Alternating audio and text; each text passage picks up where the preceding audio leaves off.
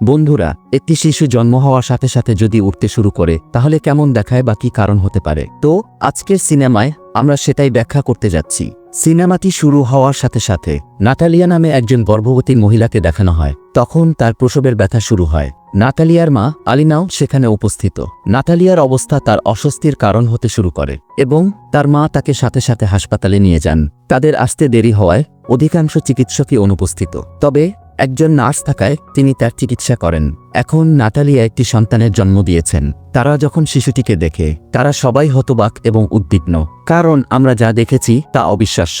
কারণ বাচ্চাটি জন্মের সাথে সাথেই উঠতে শুরু করে। নাতালিয়াও অবাক। তারপর সে তার মাকে জানায়, আমাদের ঘরে একটি দেবদূত শিশুর জন্ম হয়েছে। জ্ঞানী এবং পাকা হওয়ায় নাতালিয়ার মা স্বীকার করেন যে সে সাধারণ নয় এবং এটি সত্য, কারণ মাধ্যাকর্ষণ ছাড়াই শিশুর জন্ম হয়েছে। তারা এখন অরক্ষিত, অতএব তারা হাসপাতাল ছেড়ে দেন।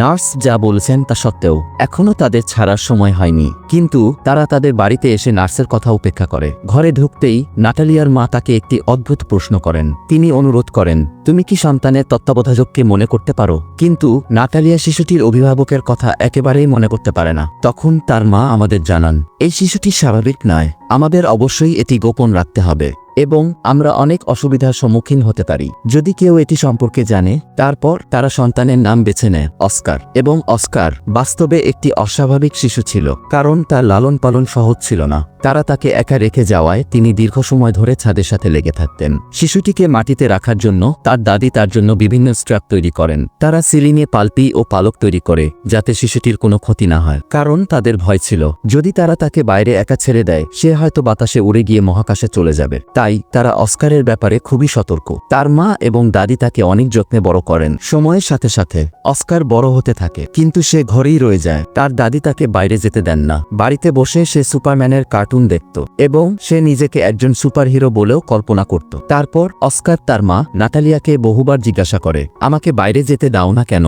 কিন্তু তারা তা উপেক্ষা করে। অস্কার জানালা দিয়ে লোকজনকে দেখে, তার মতোই কিছু বাচ্চা যারা স্কুলে যাচ্ছে আর স্বাধীন জীবনের আকাঙ্ক্ষায় আকুল চোখে খেলা করা শিশুদের দিকে চেয়ে থাকে। সে মনে করতে থাকে, আমি কি চিরতরে এখানে বন্দী থাকব? তারপর একদিন অস্কার ঘরের বন্দিদশায় বিরক্ত হয়ে জানালা দিয়ে পালানোর চেষ্টা করে, কিন্তু তার দাদি তা দেখে রেগে যান। সবকিছু পর্যবেক্ষণ করে তার দাদি সমস্ত জানালা সিল করে দেন এবং তিনি কঠিন কণ্ঠে অস্কারকে বলেন, তুমি কখনই স্কুলগামী বাচ্চাদের মতো বাইরে যাবে না, তুমি শুধু এই ঘরেই থাকবে। শুনে অস্কারের মা রেগে যান।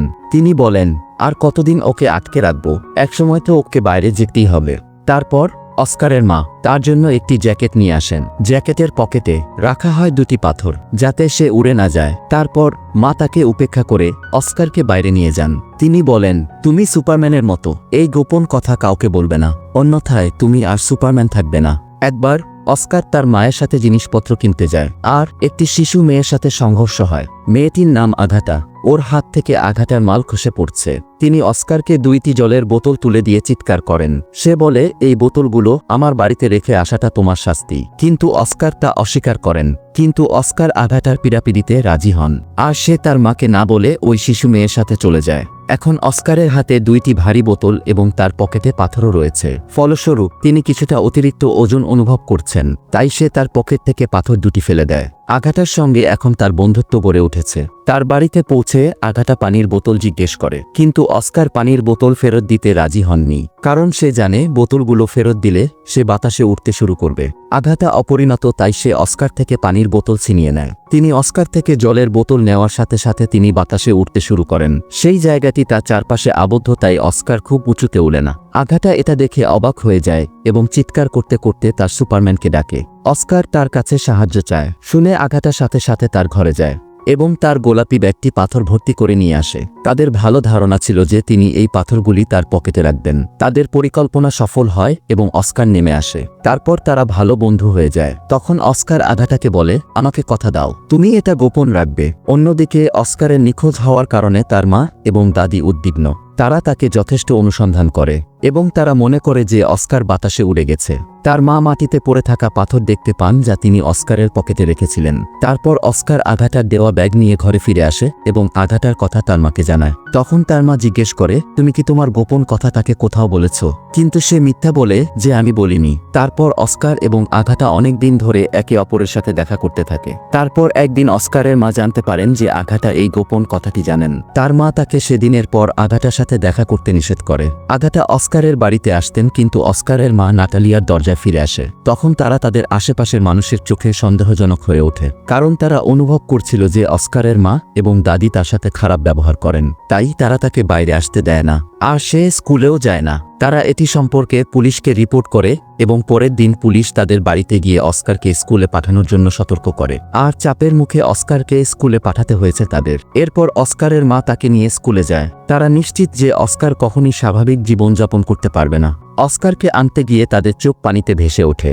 তার মা সব বোঝে, তাই বাড়ি ছেড়ে চলে যাওয়ার সিদ্ধান্ত নেয়। তারপর তারা তাদের বাড়ি ছেড়ে দূরবর্তী স্থানে বসবাস শুরু করে। অনেক বছর কেটে গেল, অস্কারও পরিবর্তন হয়েছে। তার মা বৃদ্ধ হয়েছেন, দাদি আর বেঁচে নেই। আর অস্কারকে আঘাটার দেওয়া সেই ব্যাগটা এখনও আছে। সে ব্যাগটি কখনো তার থেকে আলাদা করেনি। এমনকি অস্কার এই ব্যাগটির সঙ্গে নিয়ে ঘুমাতেন। তার জীবনযাপনের ধরন আগের মতোই ছিল, এখনও বাড়িতে জীবন কাটাচ্ছে। গোপনীয়তায় কাটছে তার জীবন। অস্কার এবং তার মা একে অপরের যত্ন নিতেন। অস্কার তার জীবন নিয়ে বিরক্ত। এই রহস্য লুকিয়ে হতাশায় ভুগছিলেন তিনি। তখন সে মনে করে অল্প সময়ের মধ্যেই সে তার আদর্শ সুপারম্যানের মতো সারা বিশ্বে বিখ্যাত হয়ে যাবে যদি বিশ্ব তার সম্পর্কে জানে। আর অনেকেই তার উপর বই লিখবেন। কিন্তু তার মা এমনটা চান না। তার মা তাকে বুঝিয়ে বলেন, এটা হবে না। বিশ্ব এই গোপন কথা জানলে সে তাকে হারানোর কথা ভাবে। তার মায়ের জন্য তিনি ধৈর্য প্রদর্শন করেন, কিন্তু একদিন মাকে কিছু না বলে বাড়ি থেকে বেরিয়ে যায়। তারপর তিনি প্রথমবার তার প্রতিভা প্রদর্শনের জন্য একটি জাদু শোতে যান, যেখানে মানুষের প্রতিভা প্রকাশ করা হয়। এই শো সেই রাতে শিখর ছুঁয়েছে, আর তার মাও সেই শো দেখেন। এ ব্যাপারে অস্কারের মা অসহায়। অনেকেই তাকে টিভিতে দেখে পরিচিতি করেছেন। পরের দিন ডেভিড নামে একজনের সাথে তার দেখা হয়। তিনি আসলে একজন এজেন্ট। তিনি অস্কারের গ্যারান্টি দেন যে তিনি তাকে সুপরিচিত হওয়ার ক্ষেত্রে সমর্থন করতে পারেন। আমরা ভিড় টানার ব্যবস্থা করব যা আপনাকে বিখ্যাত করে তুলবে। চুক্তিপত্রে স্বাক্ষর নিয়ে তিনি তাকে তার বসবাসের জন্য একটি বড় বাড়ি দেন। অস্কার খ্যাতি অর্জনের আকাঙ্ক্ষায় তিনি একটি প্রধান শোতে অংশগ্রহণ করেছিলেন এবং তার অভিনয় প্রদর্শন করেছিলেন।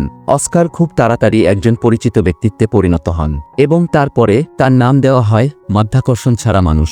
ওই লোক অস্কারের কাজের মধ্যে প্রচুর অর্থ উপার্জন করেছে। কিন্তু একদিন অস্কার অনুভব করেন যে তার ছোটবেলার স্বপ্ন সুপারহিরো হওয়ার, আসলে সে সুপারহিরো নয়। সে কেবল একটি পুতুলে পরিণত হয়েছে যা মানুষ তাদের বিনোদনের জন্য ব্যবহার করে। কখনো তাকে ডাকা হয় ম্যাজিক শোতে, আবার কখনো মিডিয়া অনুষ্ঠানে। সময়ের সাথে সাথে তার এই কাজ অপছন্দ হওয়া শুরু হয়। যদিও তার উপর অনেক বই লেখা আছে আর অনেক পত্রিকা ছাপা হয়, আর তার মা ও দাদির খারাপ ভাবমূর্তি দেখিয়ে তথ্যচিত্র তৈরি করা হয়, আর তা অস্কারের অপছন্দ। তারপর শেষ শো, যেখানে তিনি একটি দেবদূতের পোশাক পরেছেন যা তিনি ঘৃণা করেন। সে বলে, আমি দেবদূত নই। শোতে রাগান্বিত হয়ে লোকেদের খারাপ বলতে শুরু করে। তারপর সে তার মাকে বলে যে সে এইসব ছেড়ে দেওয়ার সিদ্ধান্ত নিয়েছে। সে তার এজেন্টকে বলে, যথেষ্ট, আমি বিখ্যাত হতে চাই না এবং আমার কাজ এই সময় পর্যন্ত ছিল। সে আর কাজ করবে না। তার এজেন্ট বুঝিয়ে বলে, আপনি এভাবে ছেড়ে দিতে পারবেন না। কিন্তু অস্কার এসব দেখে বিরক্ত। তিনি তাকে লোকেদের বলতে বলেন মাধ্যাকর্ষণহীন মানুষ মারা গেছে বা বাতাসে উড়ে গেছে। সে তার মাকে বিদায় জানায়, কারণ সে আলাদা জীবনযাপন করতে চায়।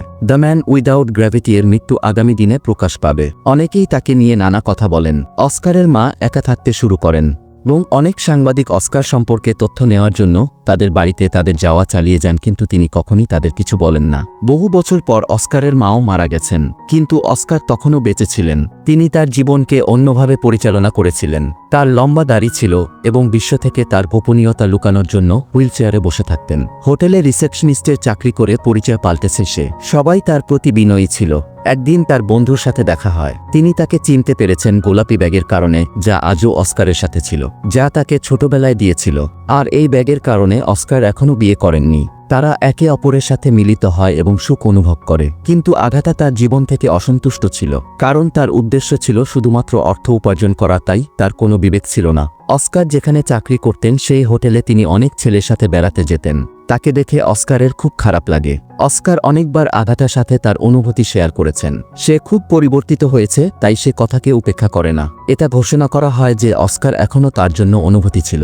দুর্ভোগ আগাথার জীবন পরিবর্তনের কারণ, এবং অস্কারও তাকে ছেড়ে চলে গেছে। অবশেষে তারা একে অপরের সাথে মিটমাট করে এবং বিয়ে করে। তারা শেষ পর্যন্ত সেই শৈশব বাড়িতে ভাগাভাগি করে নেই এবং সিনেমাটি এখানেই শেষ হয়। তো বন্ধুরা, গল্পটি আপনাদের কাছে কেমন লেগেছে কমেন্টে জানাতে ভুলবেন না।